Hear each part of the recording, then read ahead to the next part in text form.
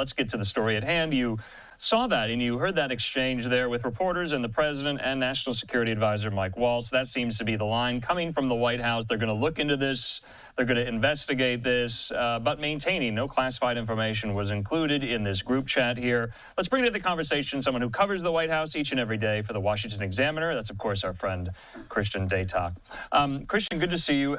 Day two here of our conversations. I just wanted to ask you, what do you make of the White House's messaging on this today?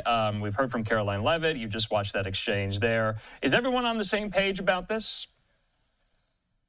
Everyone at the White House is definitely on the same page. And even in our conversations behind the scenes with senior officials late last evening into this morning, it seemed pretty clear that Mike Waltz, as of right now, is safe. He is not going to be fired for this obvious breach. The question remains, will anyone else in Trump's inner circle face any type of consequences? And based on what we heard from the president himself, Caroline Leavitt's numerous statements on the topic throughout the day, it seems like the White House is determined to, one, admit that, yes, we do need to probably probe signals use a little bit more, but two, deny any real accountability or wrongdoing here. We heard the president specifically say, Mike Waltz, there's no reason for him to apologize because he's a good man and we're all working hard. And ultimately, the strikes on the Houthis were a success.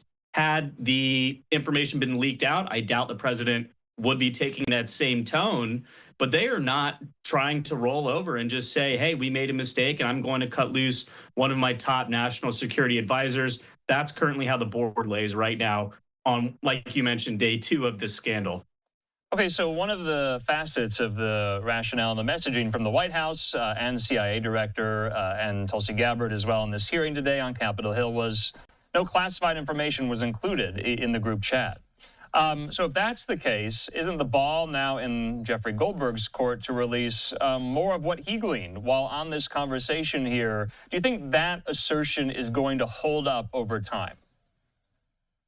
It's really up to Mr. Goldberg, and I think you hit the nail on the head. The ball is firmly in his court because, like the president and everyone that we heard from at the intelligence hearing, the Intelligence Committee hearing earlier today, they're saying there's no classified information. Now, whether Goldberg chooses to publish that himself on social media with The Atlantic, or perhaps turn that over to lawmakers on those intelligence committees who specifically asked for the text messages from the administration earlier on Tuesday, that will show us which side is really telling the truth here. But short of that, this is going to be a he said, she said. And from what I've seen on social media, Goldberg's assertions don't necessarily seem to be moving any firm Trump supporters off of their positions, and they're stepping in line with the White House right now. Yeah, I want to put this up from Reuters, Phil Stewart there, just kind of with some key highlights from this hearing today in front of the Senate Intelligence Committee. So CIA Director John Ratcliffe confirmed he was on the group chat. Now, Tulsi Gabbard declined to do so, and that just goes back to the question that I asked you earlier. First up, is the messaging the same with everyone emanating from these agencies, from the White House, about what happened here? Seemingly not with those responses. How is the White House responding to that? Is everyone on the same page? I'm going to ask you again. To be quite frank, they aren't responding specifically to the testimony of Tulsi Gabbard or John Ratcliffe over on Capitol Hill. And it seems like those two leading intelligence officials, they weren't even on the same page. Like you mentioned, Ratcliffe confirmed he was a participant in that group chat. Tulsi Gabbard declined to comment.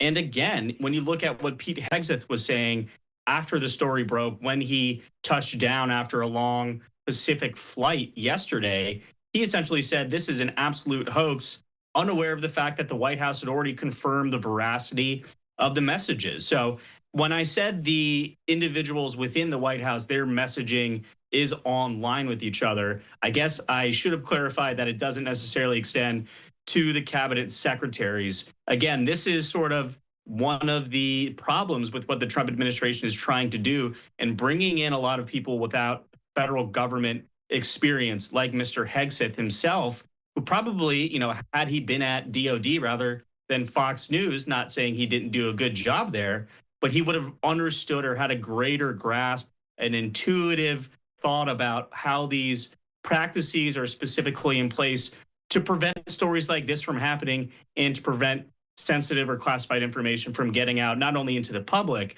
but to, again, America's enemies who they are imminently carrying out airstrikes on. So more coordination, I think, would be great. We'd also want to see a little bit more transparency about how this actual event came to pass. So, what did you make of Mike Waltz's comments, essentially denying he had ever even really heard of Jeffrey Goldberg, had never met Jeffrey Goldberg, never communicated with Jeffrey Goldberg, the editor-in-chief? And just for our viewers here at Live Now, we have reached out to The Atlantic. We would love to speak with Jeffrey Goldberg about his process, about his methodology, how this fell in his lap. So stay tuned on that. But what did you make of that? A complete denial of anything Jeffrey Goldberg, yet, according to Goldberg's story, the inadvertent invitation came from Waltz.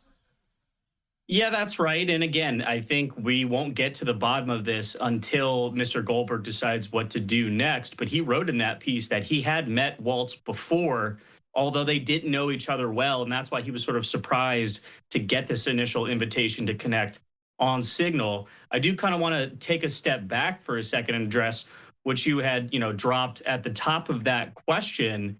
I think when you take a step back and you look at what Mike Waltz was saying in that cabinet meeting, you take away the picture and you just have the audio or just the transcript, and it could have been words said by Donald Trump. Donald Trump loves talking to the press, not only about his record or his accomplishments, but really sparring with reporters. And the one time he really doesn't engage, he might often say, "Oh, I haven't heard about this." That's in fact exactly what he said on Monday when asked about the scandal by reporters for the first time. It's a classic tactic, and it does seem like the White House or perhaps even Trump himself coached Waltz on how he should respond during this meeting, which again, for the record, wasn't originally on the schedule and was only added later in the day, perhaps as an opportunity for the White House to, again, address some of these criticisms.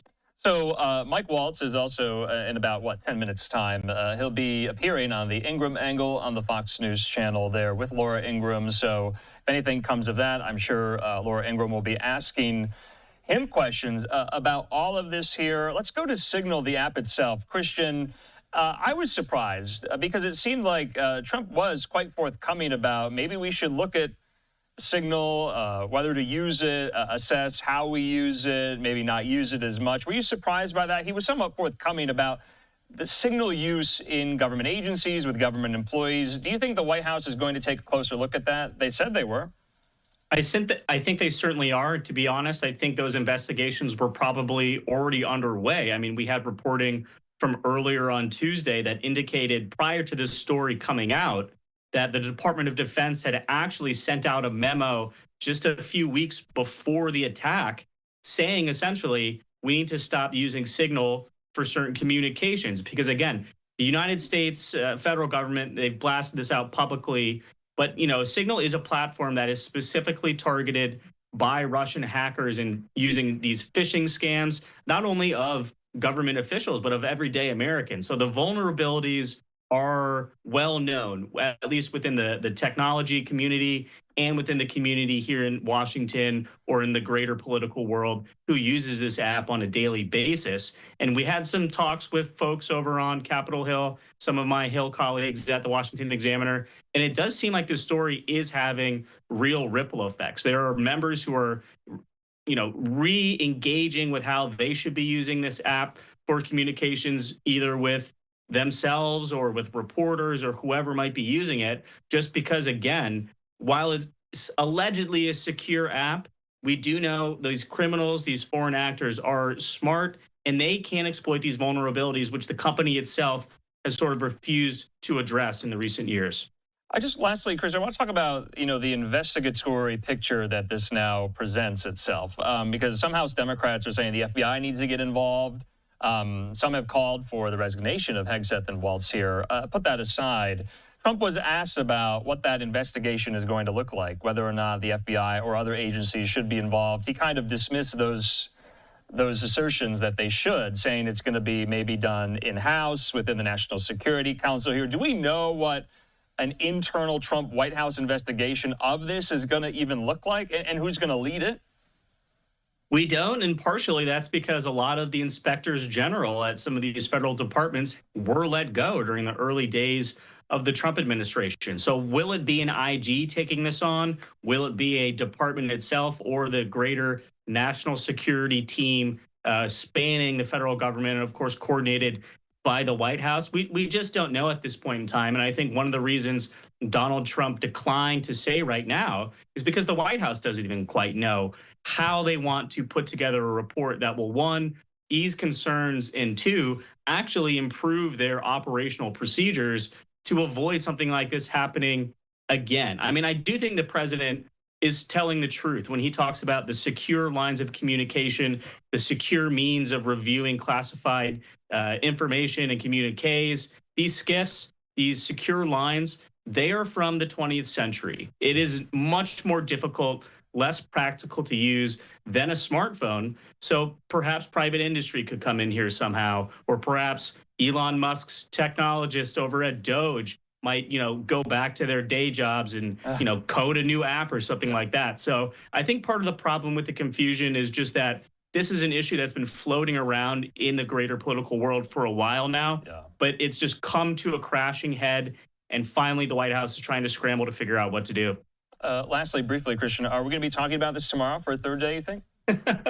Fingers crossed, perhaps. I've got 6:30 Eastern time booked, soft penciled in on my calendar, but that's up to you, my friend. All right, Christian Datoc with the Washington Examiner. Christian, always appreciate your reporting. We'll talk soon.